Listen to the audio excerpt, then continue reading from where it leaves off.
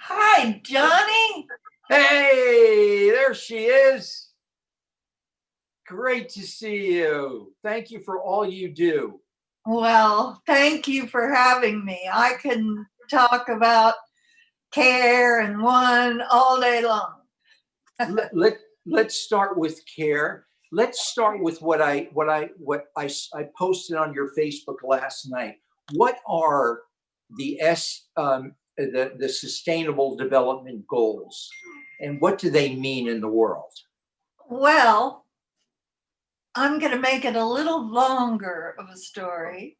In Okay. 1999, the countries of the world within the UN took a look around and realized we were coming on to a new century. So they put together a group of goals and called them the Millennium Development Goals. And they were the goals for humanity over the next 15 years. And they were things like reducing poverty by 50%, reducing hunger by 50%. Then we got to 2015, and all the results on the goals were coming in. And lo and behold, there had been a tremendous achievement in, like, for instance, hunger was reduced by 60% in those first 15 years of the Millennium Development Goals. So another conference came about in 2015 to put together the goals for the next 15 years, which they decided to call the Sustainable Development Goals, because for the first time, the goals were going to include not just goals for humanity, but goals for the planet as well.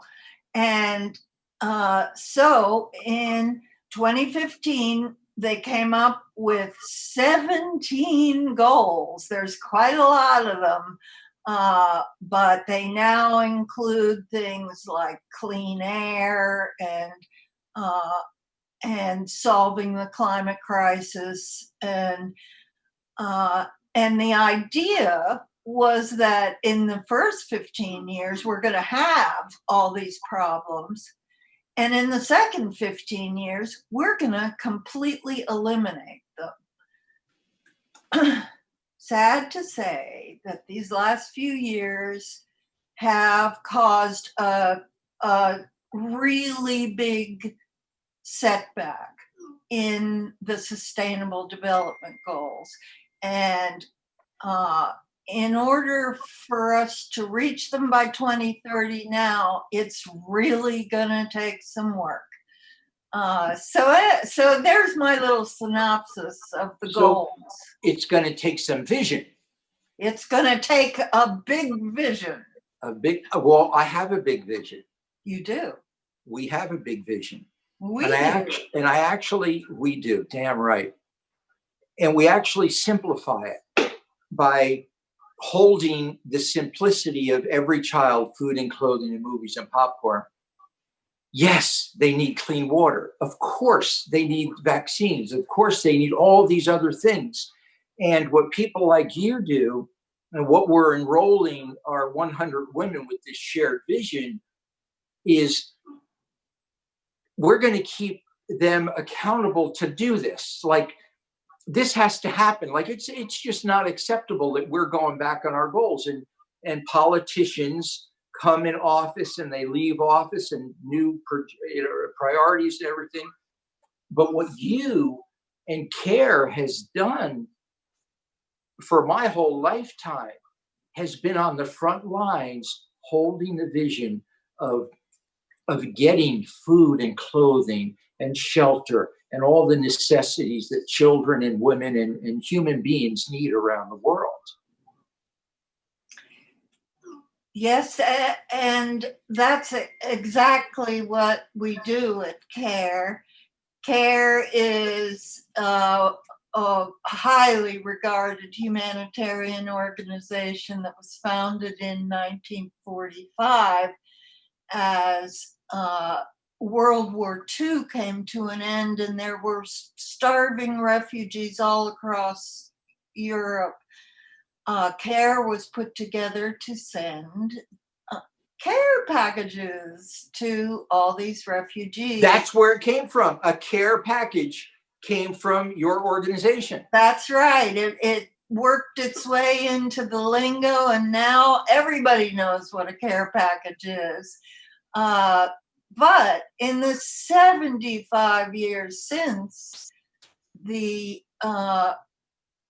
founding of CARE, our mission has changed because we have discovered through providing relief all over the world that when we focus on women and girls, they help their families first, their communities, and they lift up the world. So our focus at CARE has changed to women and girls so we can make the biggest impact wherever we are in 100 different countries, administering 1,000 programs all across the earth, and in rural, remote areas, in urban slums, in conflict zones, and in refugee camps.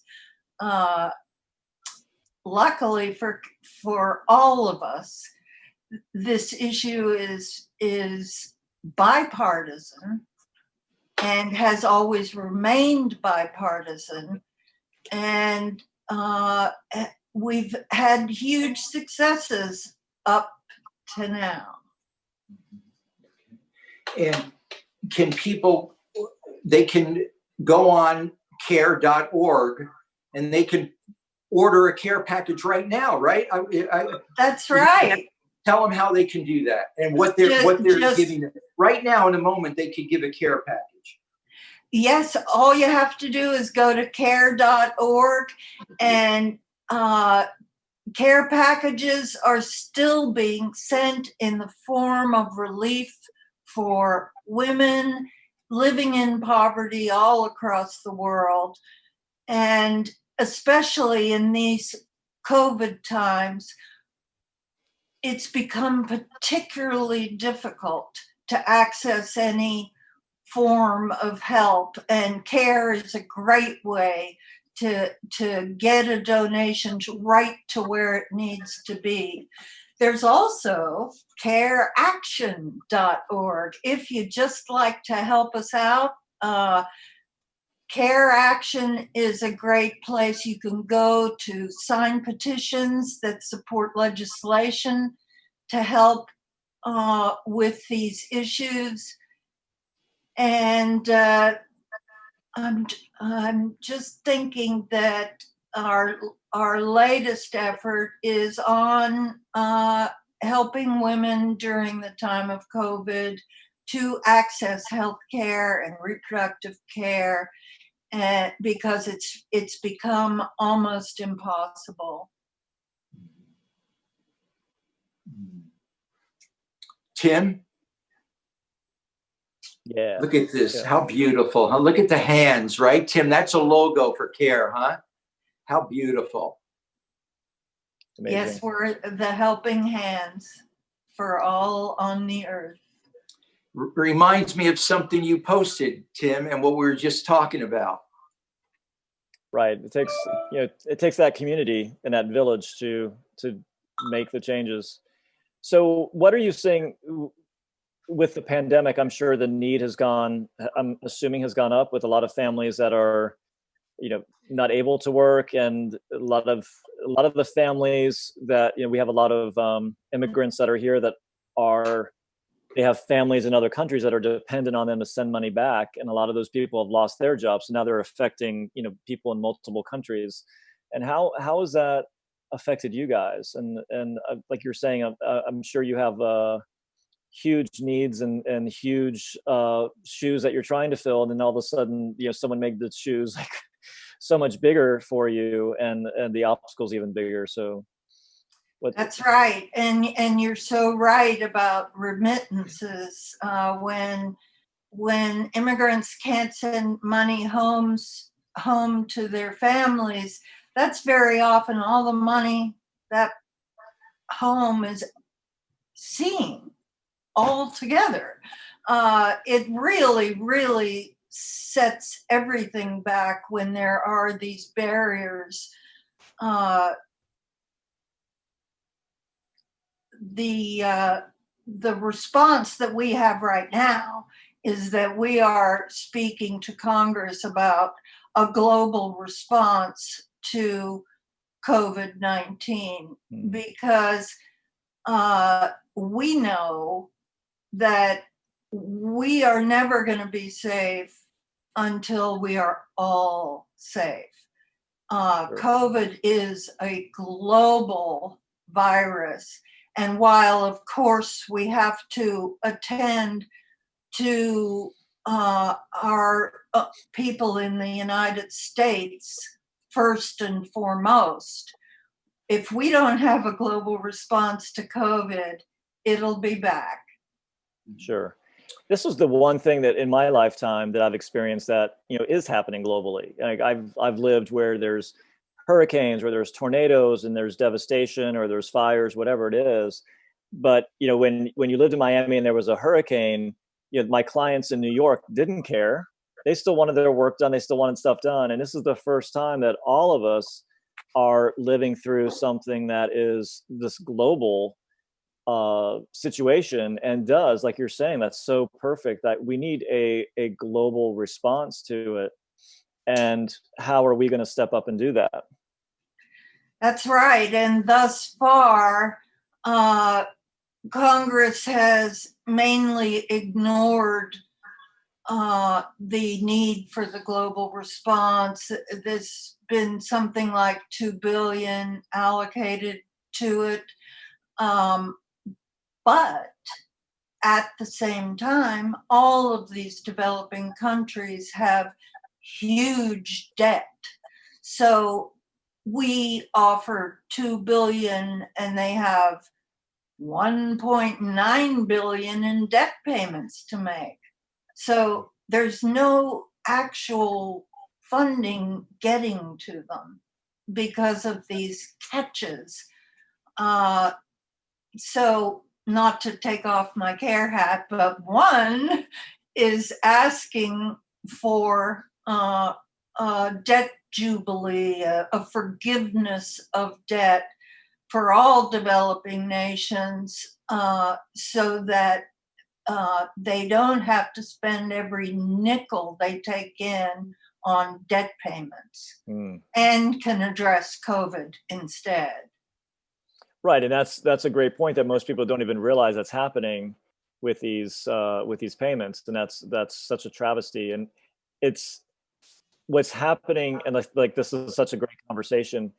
What's happening is we need to think about everything differently, and this is creating a global response that we've never had to deal with before, and it is creating and thinking about debt. Like, who would think that, okay, to respond to this, we need to be thinking about a country's debt and how that money is spent, and relieving that so that they can respond to things differently. So Yes. it makes it very broadens that conversation hugely. Tim, we have our next guest, also like a soul sister of mine and Alix's. And wait, Tim, one thing you don't know about Alix, her sister is a great American actress. And when you find out who she is, you'll say, I've seen her in that movie. I've seen her. You're going to recognize her. I'm not dropping names or anything, but I just want to tell you that she really is one of my favorites. I mean, this is an artist, what she does, what your sister does. So we are grateful for what you do. I'm so grateful that you have been a part of all three Global Vision conferences in the last 6 months. You have been a part of it. Honored. And what we're doing in a fun, exciting, positive way, we're holding them. We're going to bring in those development goals. We're going to keep the politicians to see, hey, every child needs food and clothing. Well, this and oh, if we keep them focused on the vision, by the end of the decade, we're going to do it, and we help them to feel good in doing it, it's going to happen. So thank you for your vision. Thank you, Johnny. Amen. You are vision. Yeah.